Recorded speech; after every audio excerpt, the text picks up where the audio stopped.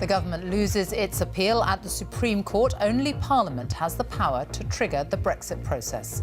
8 of the 11 judges agreed that MPs and peers, not the government, should be responsible for triggering Article 50. The government cannot trigger Article 50 without Parliament authorising that course. Outside the court, the ruling was welcomed by Gina Miller, the woman who challenged the government. Today's decision has created legal certainty based on our democratic process and provides the legal foundations for the government to trigger Article 50. David Davis tells MPs there is no going back on Brexit and legislation seeking their approval will be introduced quickly. We will, within days, introduce legislation to give the government the legal power to trigger Article 50 and begin the formal process of withdrawal. We'll be examining the significance of the Supreme Court ruling and asking what impact it will have on Brexit. Also this lunchtime, build in the USA. President Trump tells US car manufacturers, put your new factories on American soil. The massacre on a Tunisian beach, an inquest into the deaths of 30 British tourists, hears from a woman who played dead to survive. On the up, speeding fines for motorists driving well over the limit are increased by 50%. And here in the south, 12 arrested after morning drugs raids across Oxfordshire.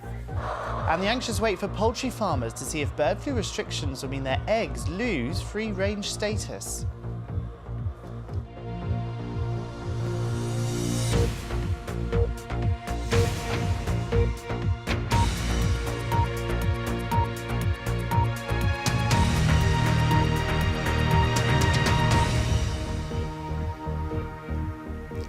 Good afternoon and welcome to the BBC News at 1. In a landmark ruling, the government has lost its appeal at the Supreme Court over who has the authority to start the process of taking the UK out of the European Union.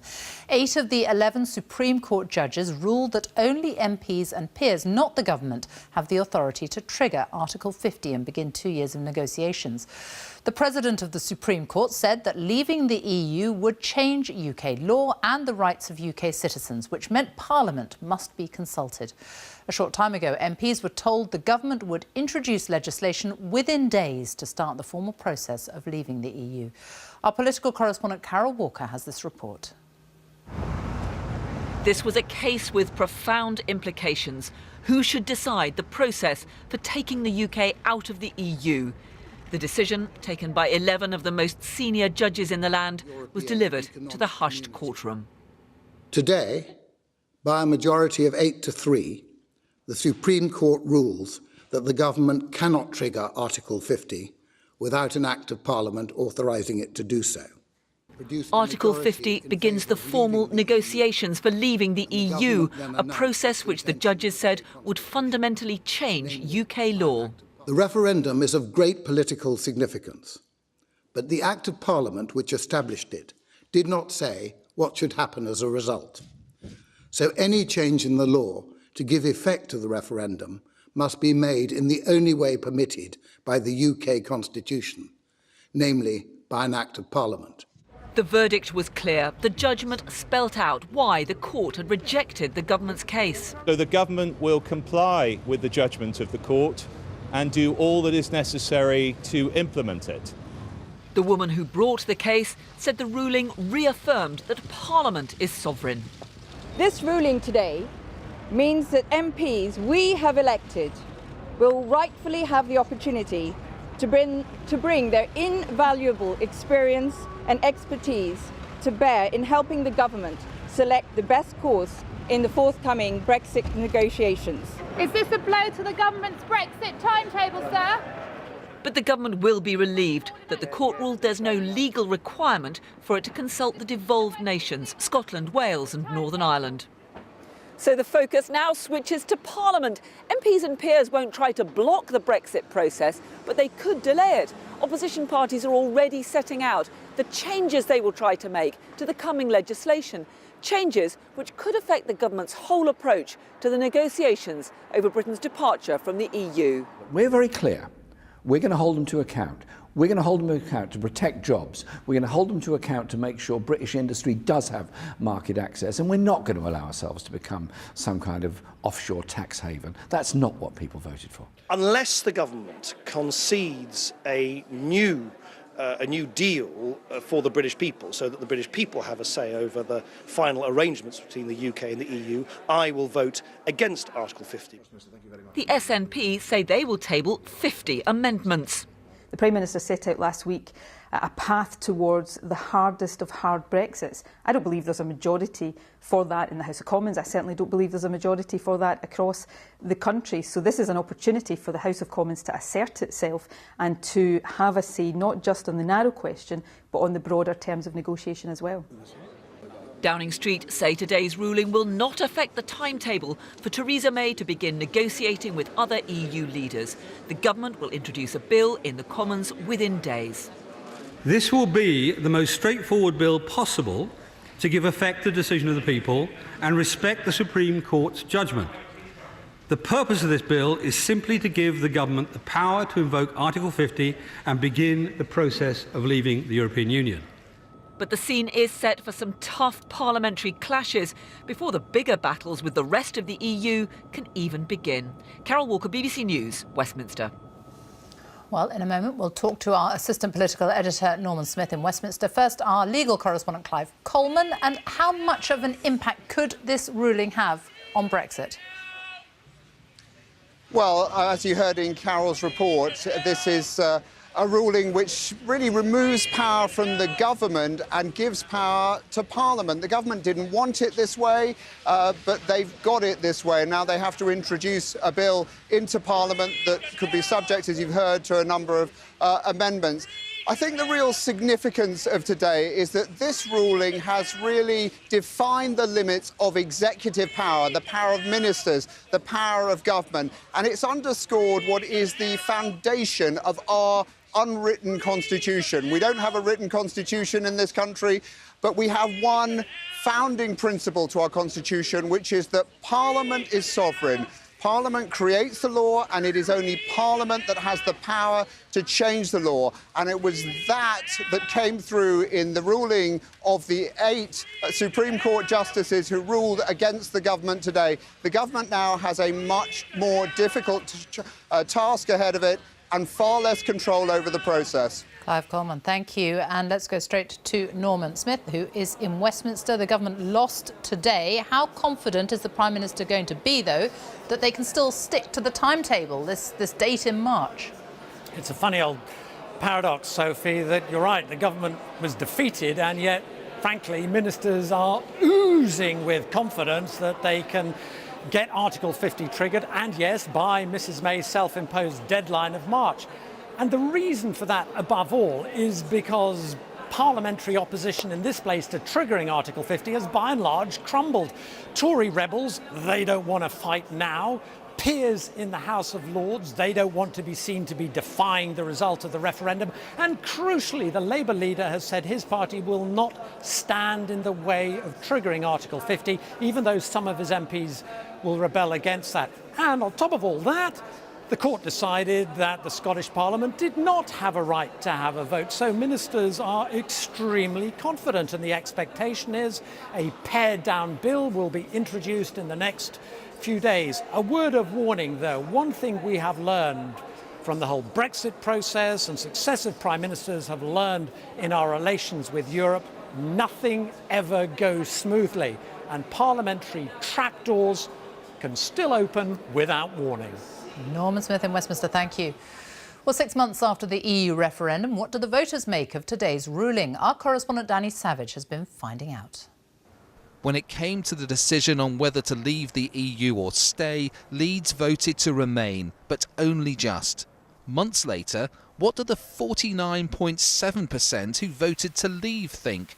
Now the issue is going back to Parliament. We voted to get out, so why can't we get out? It's simple as we voted for Prime Minister to come in, the Prime Minister comes in. We vote to leave, and they just stall and stall and stall. It's wrong. There's a lot of countries want to do deals, business with England, don't they? I mean, Trump for starters. And we don't like the guy, but that's not the point. I mean, it's helping England and us. That suits me. Let's get back on for us, right? No matter other people. Let's get the country going again. But remember, the majority in this city voted to stay, and many haven't changed their mind. Shamal is from Iraq and thinks Europe should stick together. If it's out, I don't know what's going to happen, to be honest. I'm not good for this thing, but in my point, I think it's good. Would you rather they stop Brexit now and kept in Europe? Yeah. I was totally opposed Brexit when it first came about, and I voted against leaving the EU last May. At a nearby butcher's, Jim Minchell believes things would be different if we'd known then what we know now. I know people who voted for Brexit and they didn't understand the circumstances and the consequences of what they were voting for. And I think before the referendum, we weren't totally told what it implied, the Brexit, or what it includes to stay in the EU or to leave. Do you wish Brexit would just go away? As somebody who voted if I could turn the clock back 12 months and start all over again, I think the lead up to the referendum would be totally different. Broadly speaking, those who voted for Brexit just want the government to get on with it unhindered. Those who didn't are still against it, but see it as inevitable. Danny Savage, BBC News, Leeds. Well, let's get reaction now from the rest of Europe with our correspondent Damian Grammaticus, who is in Brussels. What have they made of the ruling there? Sophie, here what we've heard from the European Commission today is they've said they won't comment on the internal legal matters of a member state. They are waiting for that Article 50 negotiation. But what they did make clear here today is that in their view, once the Article 50 trigger happens, then there will first be a negotiation about separating.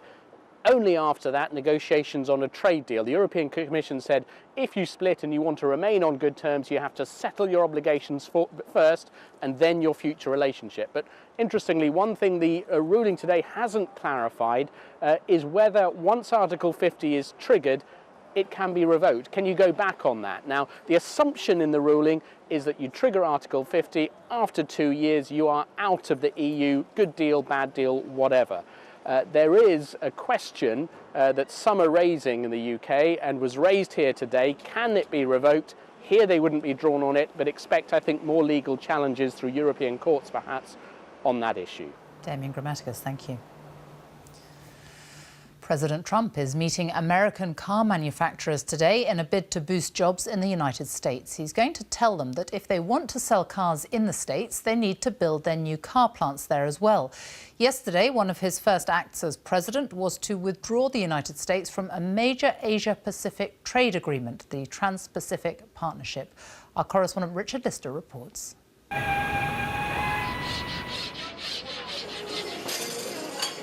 If there was one thing that lifted Donald Trump to power, it was his pledge to create jobs.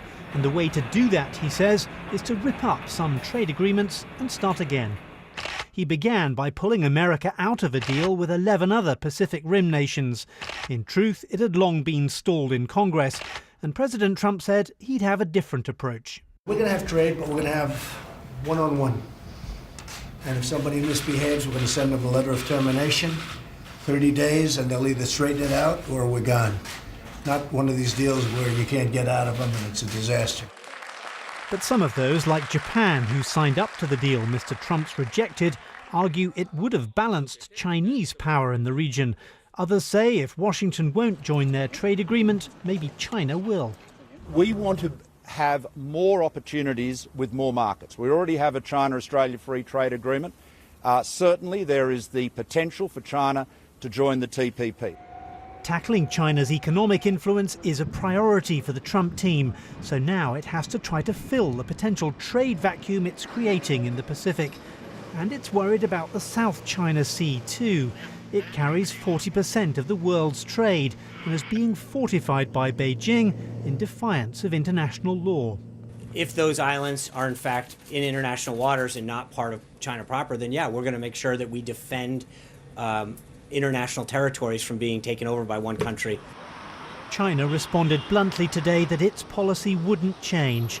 The Foreign Ministry warned Washington to act cautiously.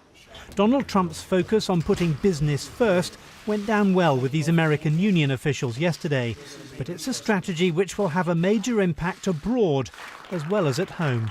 Richard Lister, BBC News. Our correspondent Gary O'Donoghue is in Washington. We know from his Twitter feed that he's been up for quite a while, but President Trump's first on his agenda are the car manufacturers. He certainly has a busy day ahead, though. Yeah, he's hauling in Ford, Fiat Chrysler and also General Motors into the Oval Office this morning.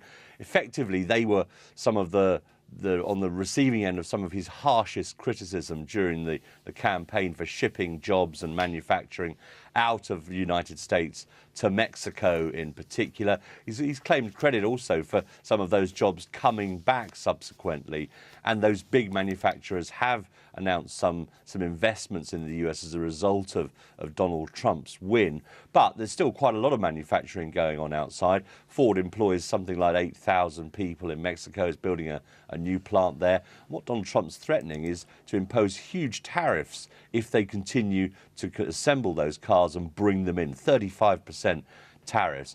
Now, of course, he has got the unions on his side on this one, and he'll know that.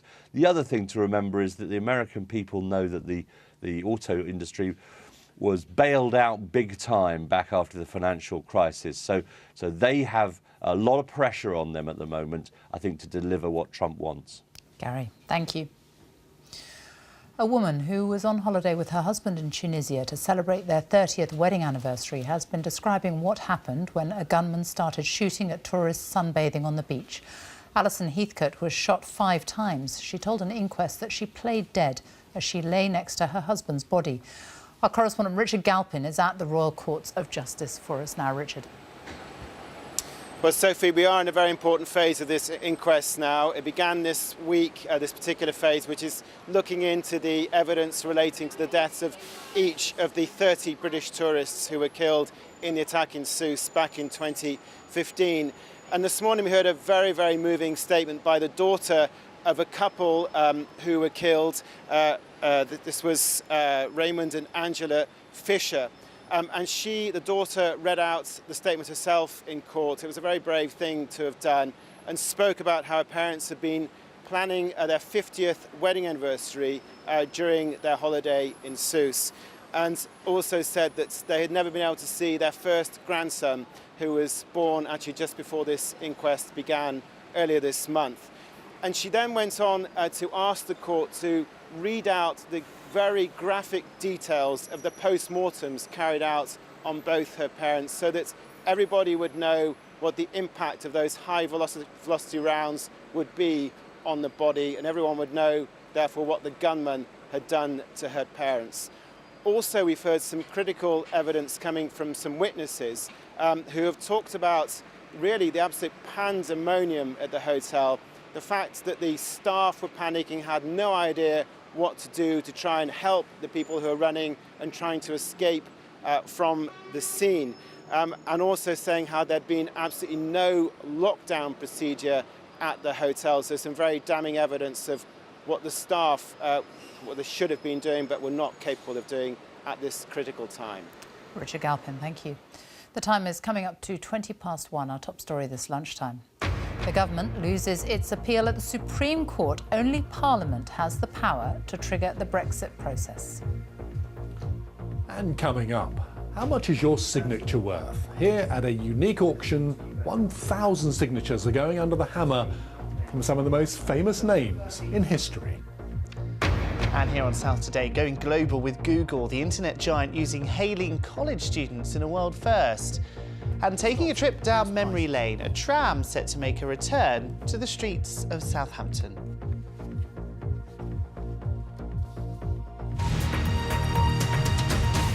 People caught driving well above the speed limit will now face much bigger fines in England and Wales. Those found to be travelling at more than 50 miles per hour in a 30 limit could be hit with a penalty of up to £1,000.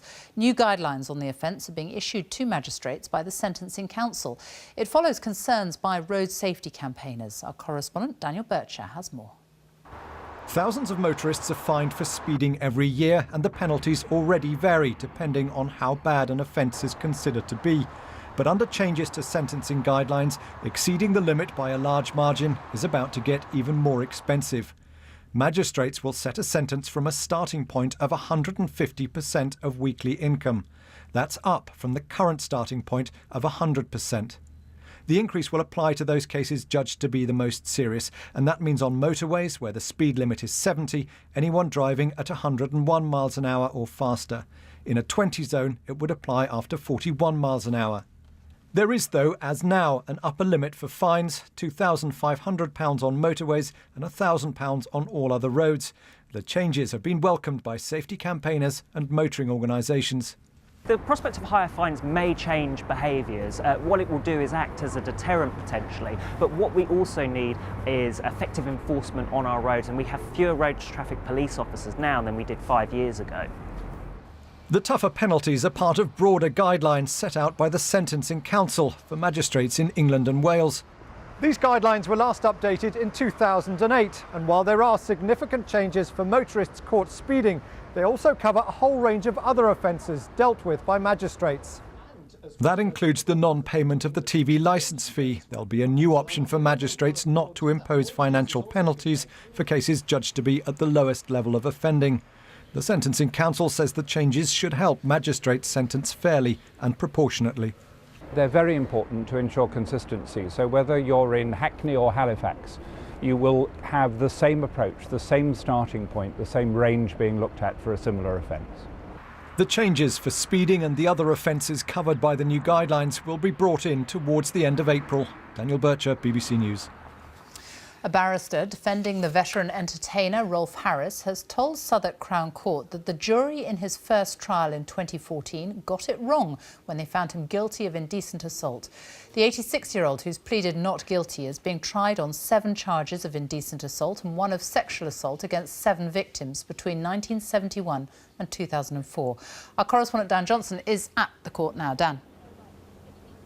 Yes, this was the day when Rolf Harris' defence team started putting the case on his behalf, but we were told that we won't hear from Rolf Harris himself. His defence barrister Stephen Vullo said that his memory simply isn't good enough to recount events 30 or 40 years ago. He told the jury, if the defendant can say no more to you than I cannot remember being there, then the evidential importance is actually quite weak. Now, instead, the defence has started picking apart evidence from Rolf Harris' previous trial here 2 years ago when he was convicted of other offences of indecent assault. A number of witnesses were brought to court this morning to say that they never remembered Rolf Harris being at a community centre in Portsmouth where he was convicted of assaulting an 8-year-old girl. Essentially, the defence questioning his previous convictions and whether the prosecution can rely on those convictions to show a pattern of offending in this trial as well. His defence barrister said, in short, we say the jury got it wrong in the first trial. We don't say that lightly. We have enormous faith in the jury system, but the system is not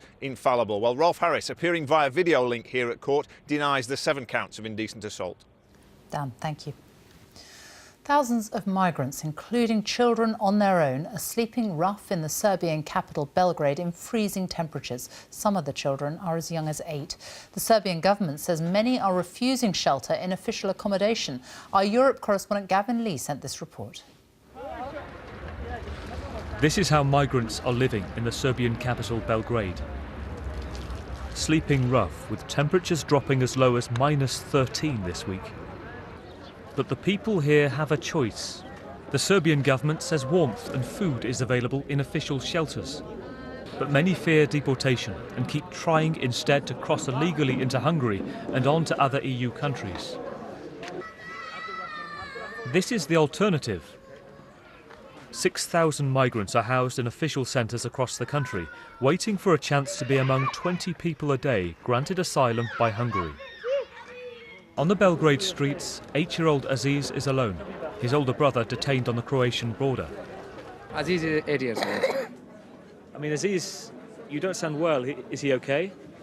Yeah, he's okay. He's have a little problem of flu. He have a flu and chest problems, calf problems. He would at least be safe and warm. Extremely ill, we alert aid workers to Aziz's case, who try to convince him to leave. That's not uncommon, sadly. We've seen over the last few days children that are 8, 9, 10. I was speaking to a 12-year-old Afghan boy yesterday in this warehouse that's been here for 3 months. He's waiting for a call from a smuggler because he thinks that's his best option. With older migrants looking out for him, saying their chance of crossing the border is greater with him in tow, 2 days on, Aziz is still sleeping rough in the warehouse, where there are dozens of other unaccompanied children. Gavin Lee, BBC News, Belgrade.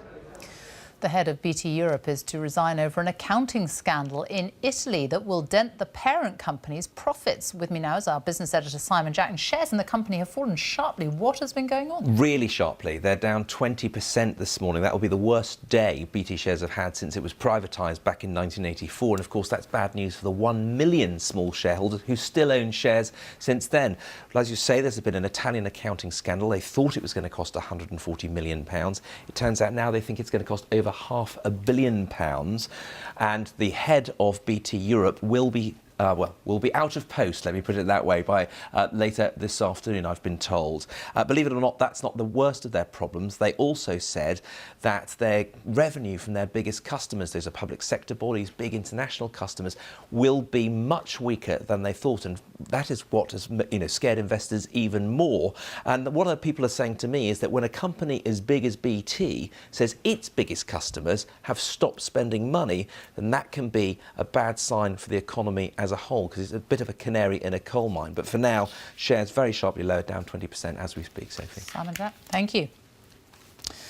Bernie Ecclestone's 40-year reign as the head of Formula One is over after it was sold to a company called Liberty Media for almost £6.5 billion. Mr Ecclestone, who's 86, said he'd been forced out. Our sports correspondent Andy Swiss reports. He's the former used car salesman who came to rule motorsport with an iron grip. But for Bernie Ecclestone, it's finally the end of the road. Over 40 years, he turned Formula One from a niche interest into a multi-billion-pound powerhouse. Oh my goodness, this is fantastic! But now it has new owners, American company Liberty Media. They believe the sport can promote itself better, especially on social media. And so they've put a new man, Chase Carey, in the driving seat. I would expect this is difficult for Bernie. This is a big change for him. I mean, he's run the sport, as a one-man. He calls himself a dictator. He's run it as a one-man dictator for a long time. I think the sport needs a fresh perspective. Tough and uncompromising, Ecclestone's business brain brought him famous friends and huge personal fortune. But it's also brought controversy. Off the track, he had to settle a bribery case in Germany. While on it, his decisions have raised eyebrows. Taking races to countries like Bahrain with questionable human rights records, tinkering with the rules and skewing prize money towards the big teams. After so long in power, many feel a change in direction is overdue.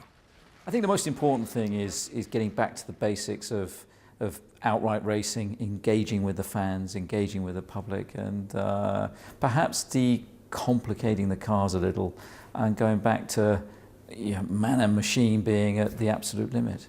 Ecclestone will still have an advisory role, but a man so used to being the puppet master is no longer pulling the strings. At 86, his reign is over, and Formula One, indeed sport, will surely never see his like again. Andy Swiss, BBC News.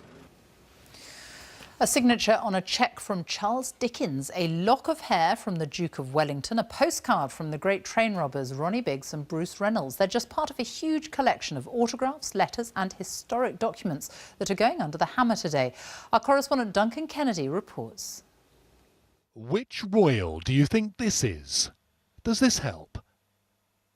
How about this writer? And does this help? This ruler is probably more recognisable. But what about this? In fact, they're Queen Victoria, Rudyard Kipling and Napoleon. But it's their signatures, not their faces, that often travel better through history.